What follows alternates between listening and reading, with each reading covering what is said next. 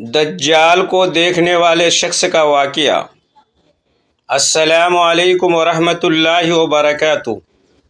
آج ہم ایک ایسے عجیب و غریب واقعے کی تفصیل بیان کرنے جا رہے ہیں جو حضرت آدم علیہ السلام کے زمانے سے لے کر رسول اللہ صلی اللہ علیہ وسلم کے مبارک دور تک دجال کو دیکھنے والا واحد شخص تھا۔ یہ واقعہ حضرت تمیم داری رضی اللہ عنہ کا ہے۔ یہ وہ شخص ہے جنہوں نے دجال کو آنکھوں سے دیکھا، اس سے بات کی، اس کے سوالات کے جواب دیے اور پھر واپس آ کر رسول اللہ صلی اللہ علیہ وسلم کو سب کچھ سنایا۔ یہ واقعہ نہ صرف ایک سمندری سفر کی کہانی ہے بلکہ دجال کے علامات قیامت کی نشانیوں اور آخرت کی تیاری کا ایک زبردست سبق بھی ہے۔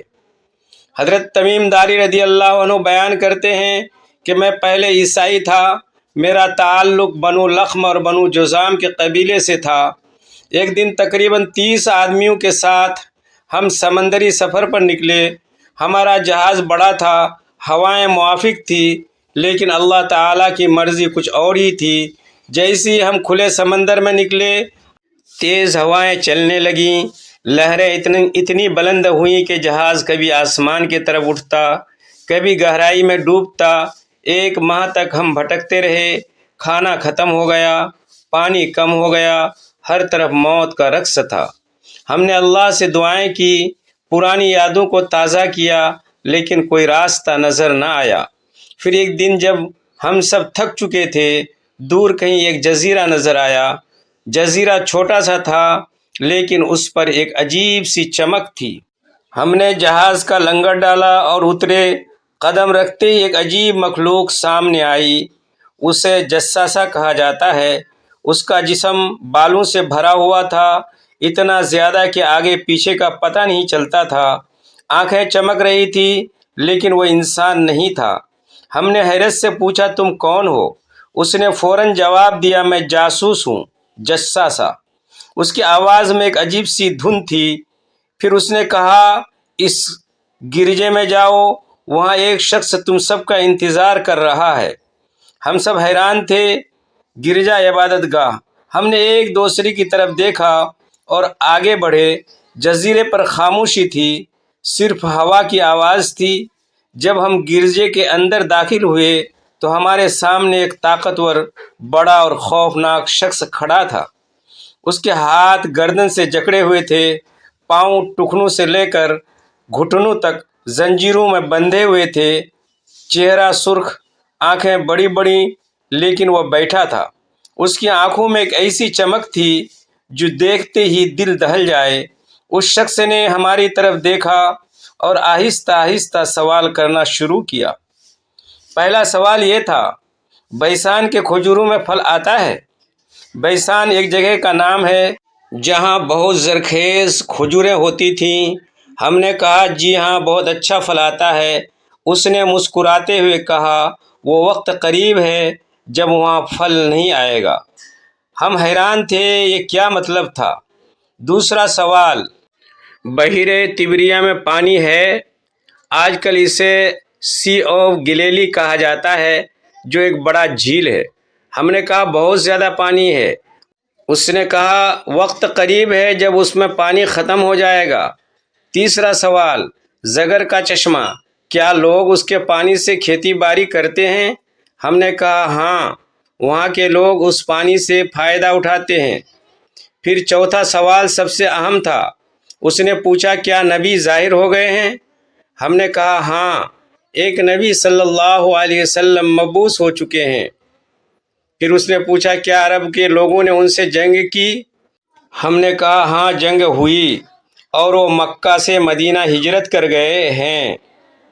اس نے ایک گہری سانس لی اور کہا، ان کے لیے بہتر یہ ہے کہ وہ اس نبی کی اطاعت کریں۔ اب ہمارا دل دھڑک رہا تھا۔ ہم نے پوچھا، اب تم بتاؤ، تم کون ہو؟ اس نے ایک زبردست آواز میں کہا، میں دجال ہوں۔ پھر اس نے مزید کہا، جلد ہی مجھے نکلنے کی اجازت مل جائے گی، میں پوری زمین پر گھوموں گا۔ 40 دن میں کوئی جگہ باقی نہیں رہے گی جس میں میں نے نہ دیکھا ہو سوائے مکہ اور مدینہ کے۔ ان دو شہروں میں داخل ہونے سے مجھے روکا جائے گا۔ ہم سب سن کر کانپ اٹھے۔ یہ دجال تھا، وہ دجال جس کے بارے میں انبیاء نے خبردار کیا تھا، جس کے بارے میں رسول اللہ صلی اللہ علیہ وسلم نے فرمایا تھا کہ وہ سب سے بڑی فتنہ ہے جو قیامت سے پہلے آئے گا۔ حضرت تمیم داری رضی اللہ عنہ کہتے ہیں کہ ہم فوراً واپس اپنے جہاز کے طرف بھاگے۔ دل میں خوف تھا، لیکن اللہ کا شکر تھا کہ ہم زندہ تھے۔ جہاز پر سوار ہو کر ہم جزیرہ عرب کی طرف روانہ ہوئے۔ طوفان اب ختم ہو چکا تھا، ہوائیں اب ہماری طرف تھیں۔ کئی دن بعد ہم عرب کے ساحل پر پہنچے۔ وہاں سے ہم سیدھے مدینہ منورہ چلے گئے۔ اس وقت رسول اللہ صلی اللہ علیہ وسلم مدینہ میں تھے۔ ہم نے مسجد نبوی میں داخل ہو کر اسلام قبول کیا۔ حضرت تمیم داری رضی اللہ عنہ نے کہا، یا رسول اللہ صلی اللہ علیہ وسلم، میں اور میرے ساتھی عیسائی تھے، لیکن اللہ نے ہمیں اسلام کی طرف رہنمائی دی۔ پھر انہوں نے پورا واقعہ بیان کیا۔ رسول اللہ صلی اللہ علیہ وسلم نے پورا واقعہ سن کر فرمایا کہ یہ سچ ہے، یہ دجال ہی تھا۔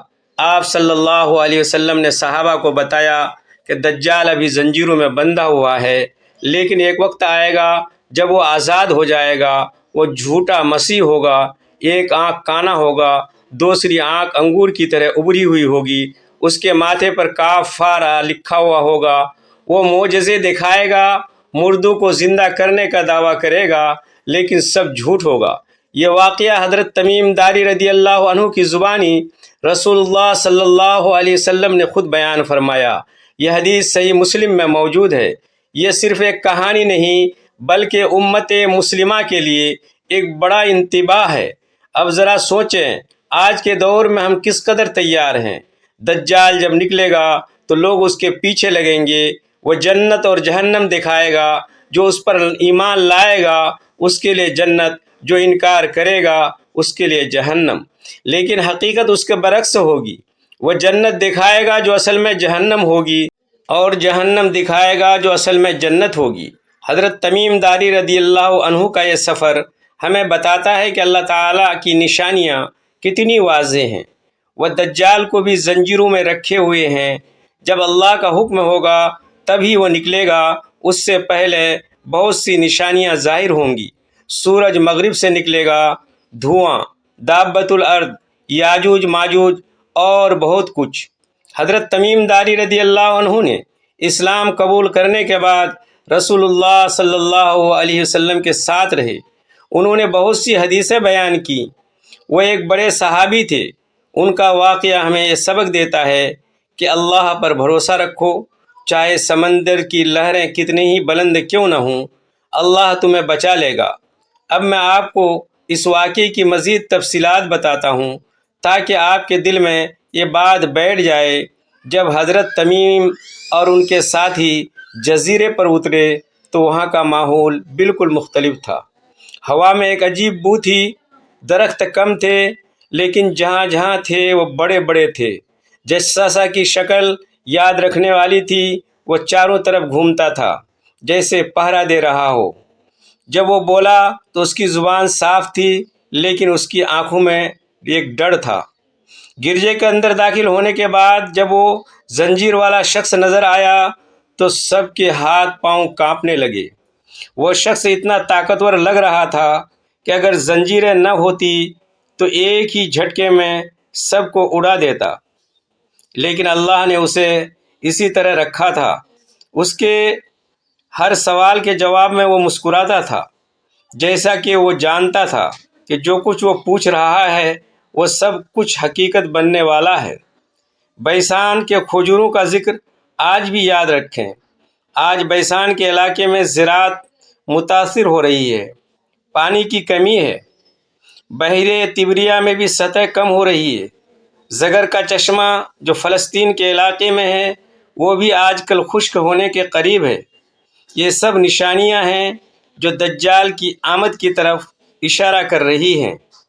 جب اس نے پوچھا کہ نبی صلی اللہ علیہ وسلم آ گئے ہیں تو اس کی آنکھوں میں ایک عجیب سی چمک آ گئی۔ جیسے وہ سوچ رہا ہو کہ اب میرا وقت قریب ہے۔ پھر جب اس نے کہا کہ عربوں نے جنگ کی تو وہ خوش ہوا، لیکن جب ہجرت کا ذکر ہوا تو اس نے کہا کہ اطاعت کرو۔ مطلب یہ کہ وہ جانتا تھا کہ محمد صلی اللہ علیہ وسلم سچے نبی ہیں۔ دجال کا یہ اعتراف خود اس کی زبان سے نکلا کہ وہ دجال ہے۔ یہ اللہ کی نشانی ہے کہ وہ جھوٹ نہیں بول سکتا جب تک اللہ نہ چاہے۔ واپسی کا سفر بھی آسان نہ تھا، ہوائیں اب بھی تیز تھیں، لیکن دل میں ایک سکون تھا کہ ہم ایک بڑے راز کے حامل ہیں۔ مدینہ پہنچ کر جب انہوں نے اسلام قبول کیا تو رسول اللہ صلی اللہ علیہ وسلم نے فرمایا کہ یہ واقعہ سچ ہے اور امت کو اس سے آگاہ کرنا چاہیے۔ آج ہم جو یہ کہانی سن رہے ہیں یہ صرف تفریح کے لیے نہیں، یہ ہماری تیاری کے لیے۔ رسول اللہ صلی اللہ علیہ وسلم نے فرمایا، دجال سے بچنے کا بہترین طریقہ سورۃ الکہف کی پہلی 10 آیات پڑھنا ہے۔ جو شخص یہ پڑھے گا وہ دجال کے فتنے سے محفوظ رہے گا۔ حضرت تمیم داری رضی اللہ عنہ کا یہ سفر ہمیں بتاتا ہے کہ اللہ کے بندوں کو کبھی بھی مایوس نہیں ہونا چاہیے۔ سمندر کی گہرائی میں بھی اللہ کی مدد موجود ہے۔ وہ شخص جو دجال کو دیکھ کر واپس آیا، اس نے اسلام قبول کیا اور امت کے لیے ایک سبق چھوڑ گیا۔ اب سوچیں، اگر ہم آج دجال کے زمانے میں ہوتے تو کیا کرتے؟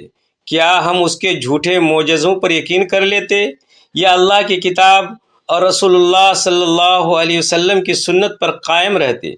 یہ واقعہ ہمیں یاد دلاتا ہے کہ قیامت قریب ہے، نشانیاں ایک ایک کر کے ظاہر ہو رہی ہیں۔ ہم سب کو چاہیے کہ توبہ کریں، نماز قائم کریں، زکوٰۃ دیں اور اللہ سے پناہ مانگیں دجال کے فتنے سے۔ حضرت تمیم داری رضی اللہ عنہ نے یہ واقعہ بیان کر کے ہمیں بتا دیا کہ دجال حقیقی ہے، وہ آئے گا، لیکن جو اللہ پر بھروسہ رکھے گا وہ محفوظ رہے گا۔ یہ تھا دجال کو دیکھنے والے واحد شخص کا واقعہ۔ اللہ ہم سب کو دجال کے فتنے سے محفوظ رکھے، آمین۔ سامعین کرام، ویڈیو اگر اچھی لگی ہو تو اللہ تعالیٰ کے بابرکت 99 ناموں میں سے کوئی ایک نام ضرور ٹائپ کریں۔ ویڈیو کو لائک، شیئر اور چینل کو سبسکرائب کرنا نہ بھولیں۔ خداوند تعالیٰ ہم سب کا حامی و ناصر ہوں، آمین۔ والسلام علیکم ورحمۃ اللہ وبرکاتہ۔